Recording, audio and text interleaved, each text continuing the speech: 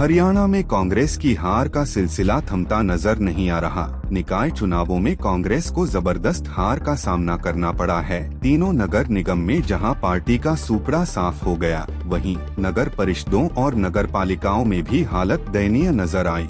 यहाँ तक नेता प्रतिपक्ष भूपेंद्र सिंह हुड्डा अपने गृह हलके तक में बीजेपी को जीतने से नहीं रोक पाए। उनके अपील के बावजूद सांपला में बीजेपी जीत गई।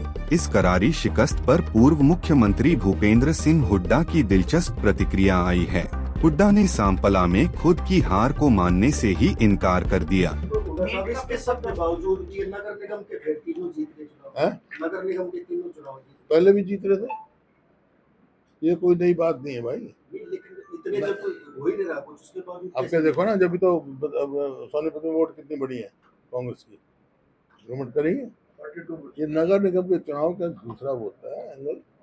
और तो पहले लड़ते भी नहीं थे पार्टी सिंबल पे, पहली दफा कॉर्पोरेशन के लड़े हैं। कमेटी के तो कभी लड़े नहीं, एक दो कमेटी के लड़े हैं, हम कभी नहीं लड़े सिंबल पे, क्योंकि हमारा हरियाणा में पार्लियामेंट और असेंबली दो चुनाव लड़ते हैं। आपकी अपील के बावजूद भी आपके विधानसभा क्षेत्र में बीजेपी जीत गई। आपने कहा था कि जो बीजेपी का प्रत्याशी है उसको हराने के लिए हराए ना। 34% आई बीजेपी प्रत्याशी को, 66% ने खिलाफ दिए, 66%। और 5 ही पार्षद आए केवल बीजेपी के, और 5 ही पार्षद जीते होंगे। 66% वोट खिलाफ दिए। स्प्लिट ऑफ वोट हो जाती है, दैट इज डिफरेंट, लेकिन बीजेपी खिलाफ दिए। सवाल ये, बीजेपी को तो कुल 34% वोट मिली है, और वो भी हमारा ही गया हुआ था, हमारे कुछ साथी, कोई खास बात नहीं। और हम लड़े नहीं, कांग्रेस पार्टी लड़ी नहीं। कांग्रेस लड़ती होती तो जरूर जीत जाती। पिछली बार भी नहीं लड़ी थी, उससे पहले भी नहीं लड़े।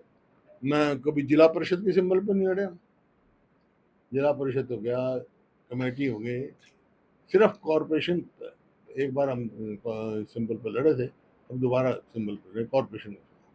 कार्यकर्ताओं का इस तरह का कहना था जब हम फील्ड में थे कि कांग्रेस को सिंबल पर लड़ना चाहिए था, क्योंकि जो कार्यकर्ता है वो मायूस है कि उसका कहीं भी नहीं, कार्यकर्ता मायूस नहीं है, कार्यकर्ता तैयार है। कार्यकर्ता एमएलए बनाते हैं, एमपी बनाते हैं। तो नीति बदलने में कहाँ दिक्कत है? नीति बदलने में कहाँ दिक्कत है? ये जब पता है जब पता है कि भाजपा 2014 से एक्टिव है और हर चुनाव मोड में रहती है हर टाइम, तो क्यों नहीं नीति बदलनी? कितनी चुनाव ली गए, कितनी वोट आ गई उनकी असेंबली में, कितनी वोट आई भाई? जो उनकी सरकार थी, सिर्फ 0.5% का फर्क है असेंबली में कांग्रेस का उनका वोट, 22,000 वोटों का। वो भी राहुल गांधी जी ने वो दिखा के साबित कर दिया वोट चोरी हुई है। लेकिन आम आदमी तो नहीं समझता, आम आदमी तो देखता है गवर्नमेंट आ गई। चलो वो तो तेरे को बता दी मैंने भाई, प्रजातंत्र है। जो छोटा वर्कर है, जो ऊपर पहुंचना चाहता है, उनके लिए तो यही प्लेटफॉर्म होता है। नहीं, उसके लिए प्लेटफॉर्म है। पहले कांग्रेस में, अब जिले बने हैं, ब्लॉक बनेंगे, बहुत प्लेटफॉर्म है। और कोई लड़े भी, इंडिपेंडेंट भी लड़े, हमने कोई किसी की पाबंदी नहीं लगाई, लेकिन सिंपल पर नहीं लड़ते, आज तक नहीं लड़े। अब कोई नई परिस्थिति होगी थी क्या? सांपला तरना नहीं पे, तो वही का रहना है, तो सिंपल पर लड़ी पार्टी। फिर क्या सवाल है ये? हाँ, बीजेपी के खिलाफ 66% लोगों ने वोट दिया। इंडिपेंडेंट लड़कर वो आपका भी तो सपोर्ट चाहते हैं सर। हैं? इंडिपेंडेंट अगर कोई कांग्रेस का कार्यकर्ता खड़ा भी है तो आपका भी तो सपोर्ट चाहते हैं। नहीं, हमने नहीं किया, हमने कोई वो नहीं किया। मैंने सिर्फ कहा बीजेपी खिलाफ वोट दिया, और 66% लोगों ने खिलाफ वोट दिया। बता दें कि सांपला में बीजेपी के अध्यक्ष पद के उम्मीदवार प्रवीण को 687 वोट हासिल कर जीत हासिल की। भाजपा हुड्डा का मजबूत गढ़ माने जाने वाले सांपला में जीत से बेहद उत्साहित नजर आ रही है। पार्टी के नेताओं का कहना है कि उनका अगला निशाना विधानसभा और लोकसभा चुनाव है।